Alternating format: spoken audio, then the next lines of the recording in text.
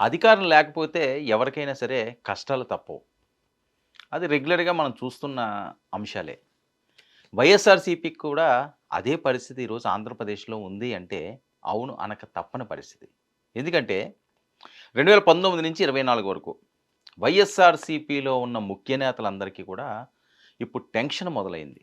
అరెస్ట్‌లు భయం పట్టుకుంది. ఎందుకంటే అప్పుడు జరిగిన అన్యాయాలు అవనియండి, అవినీతి అవనియండి, భూ కబ్జాలు అవనియండి, ఇవన్నీ కూడా ఇప్పుడు వాళ్ళకి శాపాలుగా మారుతున్నాయి. కూటమి ఏది కూడా వదలట్లేదు అన్నదానికి నిదర్శనం. ఏ చిన్న పాయింట్ ఉన్నా సరే ఖచ్చితంగా వాళ్ళ మీద అటాక్ అవుతుంది. వల్లభనేని వంశీదే ఫర్ ఎగ్జాంపుల్ మనం చూస్తున్నాం. కొడాలి నాని అవనియండి, ద్వారంపులు వీళ్ళందరూ ఎక్కడున్నారో తెలియని పరిస్థితి. అయితే ఇప్పుడు సకల శాఖ మంత్రిగా వైఎస్ఆర్‌సీపీలో ఉన్నప్పుడు కూటమి వాళ్ళకి పెట్టిన పేర్లు. తెలుగుదేశం పార్టీ అవనియండి, జనసేన అవనియండి, సకల శాఖ మంత్రి అని చెప్పి పిలుచుకునేవారు ముద్దుగా. ఆయనే సజ్జల రామకృష్ణారెడ్డి గారు. మరి ఇప్పుడు సజ్జల గారి వంతొచ్చిందా? వాళ్ళ అబ్బాయిని ఇప్పటికే బిగించారు. ఇబ్బందికర పరిస్థితిలో ఉన్నారు. అలాంటిది ఇప్పుడు సజ్జల గారి మీదే డైరెక్ట్ అటాక్ అని. ఎందుకంటే సజ్జల అరెస్ట్ అని చెప్పి మేము అధికారంలోకి వస్తే సజ్జలను అరెస్ట్ చేస్తామని చాలా సార్లు వాయిస్ వచ్చింది. సర్లే కామన్‌గా అనే మాటలే కదా! మీరంతా అవినీతి చేశారు. మిమ్మల్ని ఖచ్చితంగా మేము లోపల పెట్టిస్తాము. అంతా కక్కిస్తాము అని చెప్పి రాజకీయ నాయకులు అధికారంలో ఉన్నప్పుడు మాట్లాడేవి, ప్రతిపక్షంలో ఉన్నవాళ్ళు, అధికారంలో ఉన్నవాళ్ళు మాట్లాడేదనేది షరామామూలు. సో, ఆ విధంగానే అనుకున్నారు గానీ, ఇప్పుడు సజ్జలగా డైరెక్ట్‌గానే దొరికేశారు అని చెప్పి జరుగుతున్న ప్రచారం. దానికి ఆధారాలు కూడా ఉన్నాయి. రెవెన్యూ వాళ్ళెళ్లారు. ఆ భూములు కూడా స్వాధీనం చేసుకోవడం జరిగిందంట. సజ్జల 220,00,00,000 రూపాయలకి సంబంధించిన అంశం. పవన్ ఎఫెక్ట్ సజ్జల చుట్టూ బిగిస్తున్న ఉచ్చు. ఎందుకంటే అటవీ శాఖ మంత్రిగా ఆయన ఉన్నారు కాబట్టి, పలు శాఖలు నిర్వహిస్తున్నారు కాబట్టి పవన్ కళ్యాణ్ దీని మీద ఫోకస్ పెట్టారు అని. సజ్జల సామ్రాజ్యంపై కూటమి ప్రభుత్వం కొరడా జులిపిస్తుంది. వైసీపీ హయాంలో సకల శాఖ మంత్రిగా పనిచేసిన సజ్జల అధికారం అడ్డు పెట్టుకుని ఇష్టారాజ్యంగా భూ ఆక్రమణలు చేసేశారని గతం నుంచి కూడా వీటి మీద ఆరోపణలు ఉన్నాయి. అవి ఇప్పుడు వాస్తవ రూపంలోకి తీసుకొస్తున్నారు. ఇక అటవీ, ఇరిగేషన్, పేదల భూములను వదలని సజ్జల కుటుంబ సభ్యులంటూ దీనికి సంబంధించినవన్నీ కూడా సోషల్ మీడియాలో వైరల్ అవుతున్న నేపథ్యం. అటవీ, ఇరిగేషన్, పేద భూములన్నింటినీ కూడా వీళ్ళు కబ్జాలు చేసేసారు ₹100,00,00,000 అని. ఇక కోట్లు విలువ చేసే భూములను కొల్లగొట్టిన సజ్జల కుటుంబ సభ్యులంటూ ప్రచారం. ఖాళీ స్థలం కనిపిస్తే స్వాహా చేసేశారు వాళ్ళ కుటుంబ సభ్యులు, వాళ్ళ అనుచరులు అని కూడా. ఇక భయం, బాధ్యత లేకుండా భూముల ఆక్రమణలు, అడిగేవారు లేకపోవడంతో నేనే మంత్రి, నేనే రాజుగా ఆయన వ్యవహరించారు అని చెప్పి కూటమి నేతలు ఆయన మీద ఆరోపణలు చేస్తున్నారు. దానికి సంబంధించిన డీటెయిల్స్ అన్నీ కూడా ఇవ్వడం జరిగింది. ఆ భూములు ఎక్కడున్నాయో, ఏ ఏ ప్రాంతంలో ఉన్నాయో, ఏ రకంగా రెవెన్యూ దాన్ని హ్యాండ్‌ఓవర్ చేస్తున్నారో, అటవీ శాఖ ఏ రకంగా దాని మీద ఉక్కుపాదం మోపింది, ఇవన్నీ కూడా. ఇక సజ్జల భూ కబ్జా ఆరోపణలపై పవన్ కళ్యాణ్ సీరియస్ అయ్యారని. మొన్న పెద్దిరెడ్డిది మనం చూసాం. ఎందుకు అటవీ శాఖకి సంబంధించి పెద్దిరెడ్డి ఏవైతే ఉన్నాయో ఆయన్ని కూడా ఆయన గెస్ట్ హౌస్‌లు కట్టుకోవడం, ఆ ప్రాంతాల్లో ఉండడం ఇవన్నీ కూడా. ఆ తర్వాత అది కొద్దిగా సైలెంట్ అయ్యింది అన్నారు. ఏది సైలెంట్ అవ్వలేదు. దానికి సంబంధించిన పూర్తి ఆధారాలన్నీ కూడా ప్రజల ముందుంచే ప్రయత్నంలో భాగంగానే ఆలస్యం అవుతున్నది తప్ప, ఎట్టి పరిస్థితుల్లోనూ ఎవ్వరిని వదిలే ప్రసక్తే లేదు అని. దీనికి సంబంధించిన ఆధారాలన్నీ కూడా ఈరోజు మనకు డైరెక్ట్‌గానే దొరుకుతున్నాయి. ఇక తప్పు చేసిన వారిని వదిలిపెట్టవద్దని అధికారులకి పవన్ కళ్యాణ్ హుకుం జారీ చేశారట. ఇక అటవీ భూములను స్వాధీనం చేసుకోవాలని ఆదేశించడమే కాకుండా పవన్ ఆదేశాలతో రంగంలోకి దిగిన అధికారులు. పవన్ ఆదేశం ఇచ్చారు. ఎక్కడైతే అటవీ భూములు ఉన్నాయో, ఏవైతే అన్యాక్రాంతం అయ్యాయో, ఎవరైతే పొలిటీషియన్లు ఎంత పెద్దవాళ్ళు ఉన్నప్పటికీ కూడా అది తన పర భేదం లేకుండా ఎవరు ఆక్రమించుకున్నా ఇమ్మీడియట్‌గా వెళ్ళండి. దాన్ని హ్యాండ్ ఓవర్ చేసుకోండి. అడ్డొచ్చిన వాడిని లోపలేసి పడేయండి అని చెప్పి ఆయన హుకుం జారీ చేశారు. ఇంక పవన్ కళ్యాణ్ చెప్పినప్పుడు ఇంక ఆగే పరిస్థితి ఉంటుంది కాబట్టి అధికారులు ఉరుకులు, పరుగులు పెడుతున్నారట. ఇక సజ్జల భూ కబ్జా ఆరోపణలో సంచలన నిజాలు ఒక్కొక్కటిగా బయటకు వస్తున్నాయి. ఆక్రమించి భూములను స్వాధీనం చేసుకోవడంలో సజ్జలకు ఒక బిగ్ షాక్ తగిలిందనే అనుకోవచ్చు. ఇక అటవీ శాఖ, ఇరిగేషన్, పేదల భూములు కబ్జా చేసినట్లు ఆయన మీద ఉన్న ప్రధాన ఆరోపణలు. పవన్ ఆదేశాలతో సర్వీ చేసిన రెవెన్యూ అధికారులు. కబ్జా నిజమేనని తేల్చేసిన అధికారులు. సర్వే నిర్వహించారు. పవన్ కళ్యాణ్ ఇచ్చిన ఆదేశాల మేరకు సర్వే నిర్వహిస్తే ఇవన్నీ కూడా నిజాలు. ఇక్కడ కబ్జా నిజంగా జరిగింది. సజ్జల కుటుంబ సభ్యులు ఉన్నారన్నది వాళ్ళు ఇచ్చిన రిపోర్టు. మరి దీంతో ఊరుకుంటారా? ఇక పూర్తి స్థాయిలో రంగంలో దిగారు. ఇక సజ్జల సందీప్ రెడ్డితో పాటుగా 7 కుటుంబ సభ్యులకు చెందిన 184 ఎకరాల పట్టా భూమిలో సజ్జల ఎస్టేట్ పేరిట భూముల్ని వీళ్ళు కాజేశారని. 184 ఎకరాలండి. 1 ఎకరం 2 ఎకరాలు కాదు. 184 ఎకరాలంటే అది చిన్న అంశమా? 50 గజాల ఇల్లు కోసం లేక పేదవాళ్ళందరూ కూడా గిలగిల గిలగిల కొట్టుకుంటుంటారు. అలాంటిది 184 ఎకరాలు. ఇదేంటి మళ్ళీ పక్కా ఆధారాలతో సర్వే నెంబరు 1629. ఈ సర్వే నెంబర్లో 11 ఎకరాల అటవీ భూమి. అందులో కొంత భూమిని ఆక్రమించిన సజ్జల కుటుంబ సభ్యులు.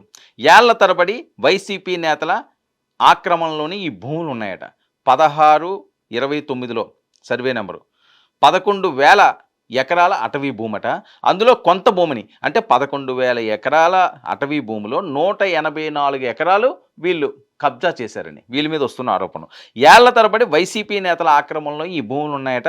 దీనికి సజ్జల ఎస్టేట్ అని కూడా పెట్టుకున్నారట. సజ్జల గారి ఎస్టేటు అని. ఇదిగో వెనకాతలు ఉన్న భూములన్నీ కూడా అవే. దీని మీద మరి సీరియస్ అవ్వకి ఏం చేస్తారు? 184 ఎకరాలు అంటే చిన్న అంశం కాదు కదా. కోట్లాది రూపాయలు, 100 కోట్ల రూపాయలు, 1-2 కాదు.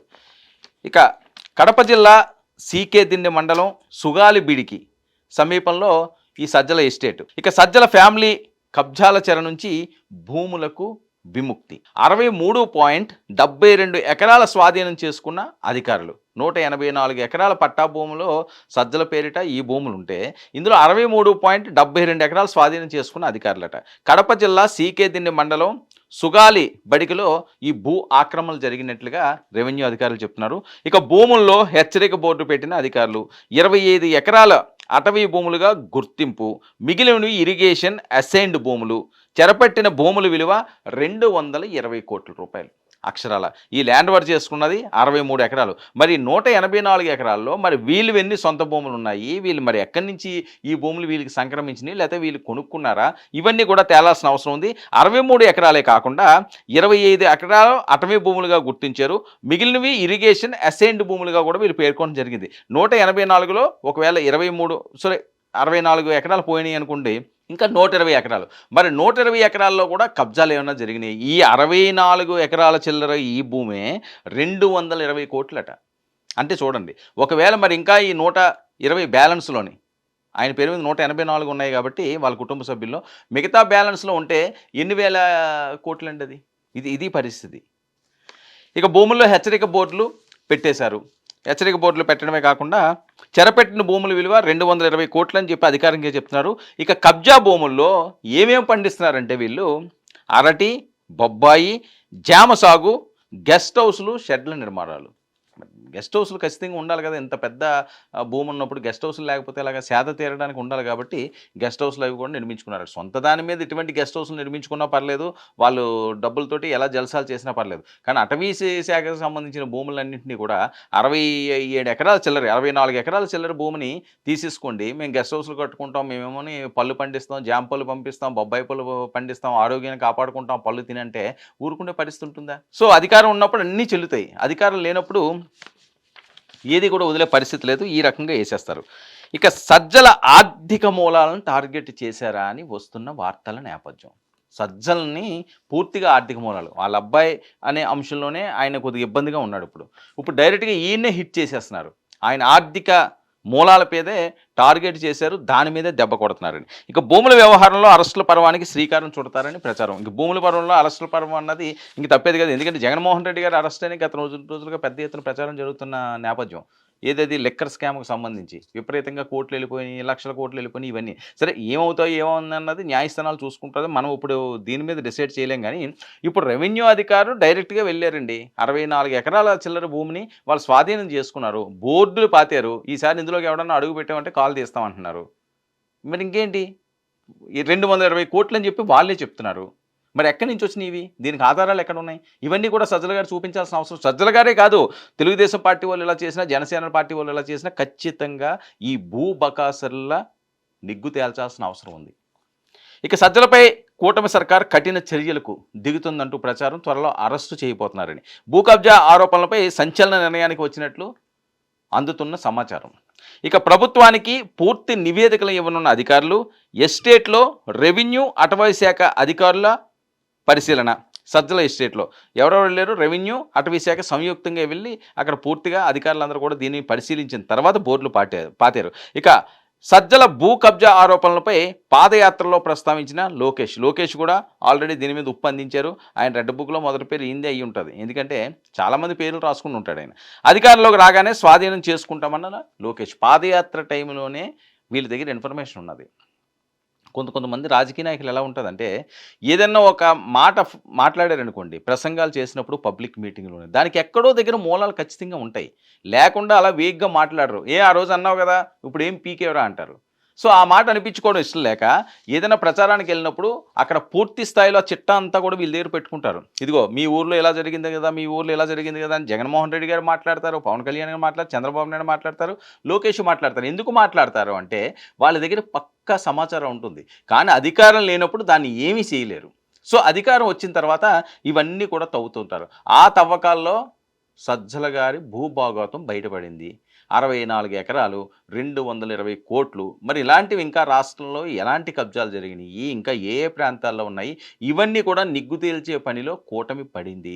పవన్ కళ్యాణ్ దీని మీద పూర్తిగా ఫోకస్ పెట్టారు. అటవీ శాఖ భూములకి సంబంధించి ఒక్క సెంటు భూమి కూడా ఆక్రమణకి గురయ్యిందంటే లోపలెయ్యండి అని చెప్పి ఆయన హుకుం జారీ చేశారట. ఈ నేపథ్యంలో మరి సజ్జల గారికి బ్యాడ్ టైమ్ స్టార్ట్ అయింది అంటున్నారు. సజ్జల గారిని అరెస్ట్ చేస్తే పర్యవసానం ఏ రకంగా ఉంటుందో. అధికారం ఉన్నప్పుడు రారాజులా వెలిగిన వారు అధికారం పోయేసరికల్లా బిక్కు బిక్కుమంటూ బతకాల్సిన పరిస్థితుల్లో ఉన్నారు.